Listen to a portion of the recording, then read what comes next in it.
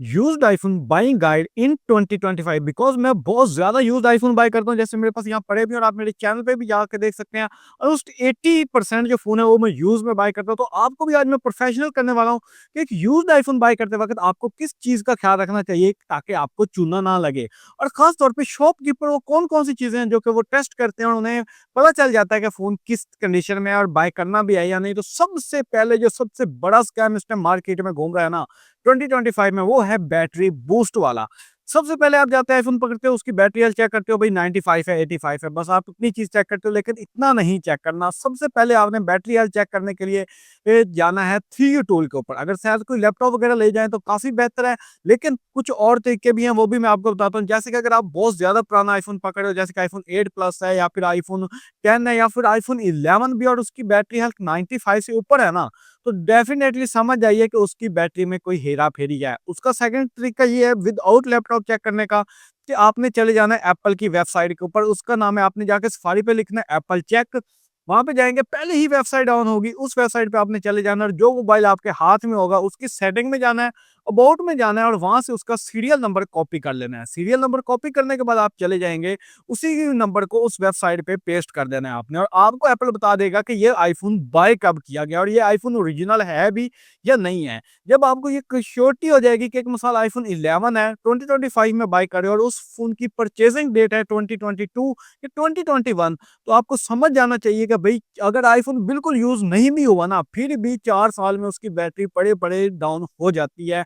Almost 82 83 तक होनी चाहिए। अगर इससे ज्यादा है तो आप समझ जाइए कि ये वाले फोन की बैटरी बूस्टेड है। नंबर वन ये तरीका होगा विदाउट लैपटॉप चेक करने का।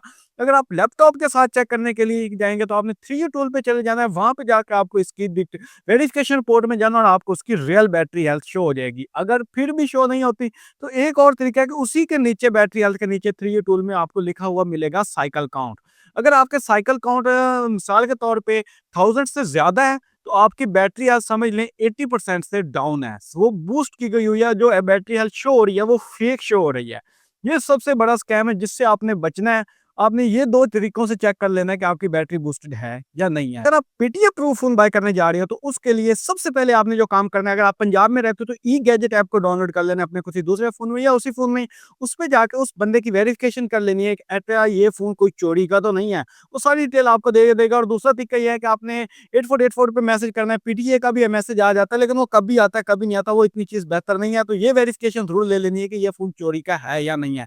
उसके बाद आपने सबसे मेजर चीज फोन की कंडीशन चेक करनी है। आपने मोबाइल को पकड़ लेना है, ऊपर नीचे से करके अच्छे से देखना है कि इसमें कोई बड़ा डेंट तो नहीं है। और डेंट चेक करने के बाद एक और चीज चेक करनी है, उसके फिजिकल बटन।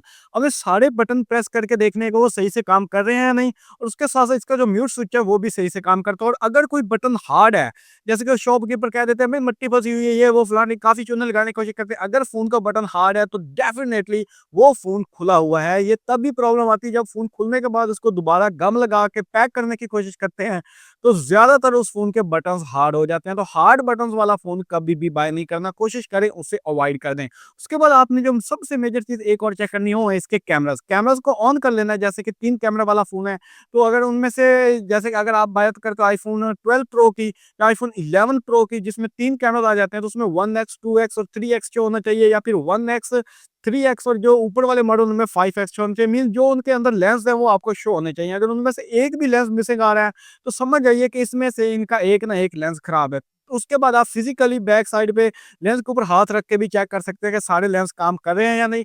उसके बाद जब लेंस चेक कर रहे हो तो कान के पास करके सुनना है कि कोई वाइब्रेशन की साउंड तो नहीं आती। बिकॉज बाजू का फोन गिरने से उनके लेंस खराब हो जाते हैं और जब उनमें करीब से फोकस करने की कोशिश करते हैं तो वो वाइब्रेशन की साउंड देते हैं। तो ये भी एक प्रॉब्लम्स देखने को मिलती है आईफोन में, जिसमें आपने टेस्ट कर लेना। उसके बाद फिजिकली किसी वाइड जगह पे रख के आईफोन को टेस्ट कर लेना कि उनके कैमरास के अंदर कोई डॉट वगैरह तो नहीं है। तो कैमरास चेक करने का बस यही तरीका है, आपको समझ आ जाएगी। हाँ, अगर आपके पास थ्री यू टूल है तो उसके ऊपर आप जब लगाएंगे तो वो तो वेरिफिकेशन रिपोर्ट आ ही जाएगी कि इसकी कैमरास चेंज है या नहीं है। अगर नहीं भी है चेंज तो इन चीज तरीकों से आपने टेस्ट कर लेना है कि कैमरास जो मौजूद है ओरिजिनल है, उनके अंदर तो कोई फॉल्ट नहीं है ना एटलीस्ट। तो कैमरा चेक करने के बाद आपने उसकी करनी है डिस्प्ले चेक। अब ये वो चीज है जहां पे मेरे जैसा बंदा भी अक्सर कंफ्यूज हो जाता है।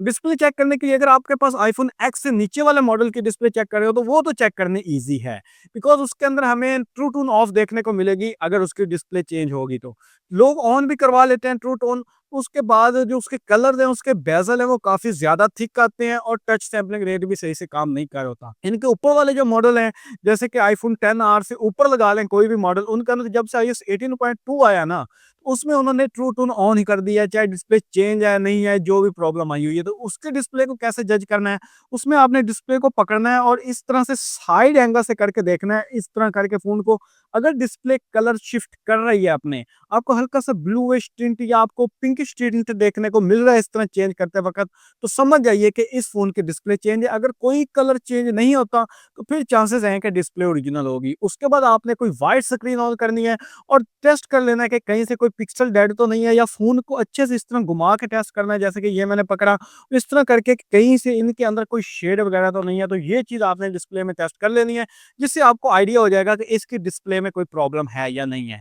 अब बात आती है सबसे मेजर, जहाँ पे लोग कन्फ्यूज़ होते हैं, PTA approve iPhone, non PTA iPhone Pakistan के अंदर रहते हुए और जेवी आईफ़ोन्स। इन तीनों के बारे में मैं एक्सप्लेन करता हूँ आपको। सबसे पीटीए अप्रूव वो वाले फ़ोन होते हैं जिनके अंदर पाकिस्तान में रहते हुए 100% टैक्स पे किया हुआ होता है और उनमें आप सिम यूज़ कर सकते हो, आपकी सिम चल सकती है। फैक्ट्री अनलॉक या नॉन पीटीए फ़ोन वो वाले फ़ोन्स होते हैं जिनके अंदर आपको 4 महीने का टाइम दिया जाता है, आप सिम यूज़ कर सकते हो। उसके बाद वो वाला फ़ोन पाकिस्तान की तरफ से, पीटीए की तरफ से ब्लॉक कर दिया जाएगा। अगर आप मुल्क से बाहर कहीं जाते हैं, तो उस फ़ोन में आपकी सिम चल जाएगी। अब थर्ड नंबर पे जो फ़ोन आते हैं, वो होते हैं जेवी, जो कि मार्केट में ऑलमोस्ट 20, 30, 40,000 तक सस्ते मिल रहे होते हैं। ये वो फ़ोन होते हैं जो कि बाहर की किसी कंट्री ने में बाय किया गया होता है और किस्तों पे बाय किया गया होता है, तो उस फ़ोन में कैरियर लॉक होता है, सिम नहीं चलती, चाहे आप उसका टैक्स पे भी कर देंगे, फिर भी सिम नहीं चलेगी। पाकिस्तान में रहते हुए सिम चलाएँगे, फिर भी सिम नहीं चलेगी और पाकिस्तान से बाहर जाके सिम चलाएँगे, फिर भी उसके अंदर सिम चलने का कोई भी जुगाड़ नहीं होता। एक जुगाड़ है जो कि पुराने आईफ़ोन 13 से नीचे वाले मॉडल्स में लगाया जाता है, जो कि जेवी चिप है। जेवी चिप लगा के एक चाइना ने चिप इंट्रोड्यूस करवाई थी, जिसको लगाने के बाद ये मैं आपको दिखा भी देता हूँ। इस तरह की कुछ चिप होती है, जो कि आप यूज़ करेंगे तो आपको की सिम चल जाएगी फ़ोन के अंदर, लेकिन वो इतना प्रोफ़ेशनल वे नहीं है, थोड़ा इल्लीगल हो जाता है और आपके डाटा जाने का भी थोड़ा-सा खतरा होता है। तो जेवी सिम में भी फ़ोन चल जाती है, वो नॉन पीटीए फ़ोन ही होते हैं, उनका टैक्स पे नहीं किया गया होता, तो ये वाले फ़ोन होते हैं जो कि आपको बाय करने चाहिए अगर आपने सिम बिल्कुल भी नहीं चलानी तो। और बहुत से क्वेश्चन आते हैं, क्या जेवी फ़ोन में वाई-फाई सही से काम करती है, ये करती है, वो करती है? 100% वो ओरिजिनल आईफ़ोन ही होता है, उसमें सारा कुछ वर्क करता है, जस्ट आपकी कॉल नहीं होगी, वो भी सिम कार्ड के ऊपर। वाई-फाई पे, व्हाट्सएप वगैरह पे आपकी फुली कॉल्स होंगी, कोई प्रॉब्लम नहीं आएगी।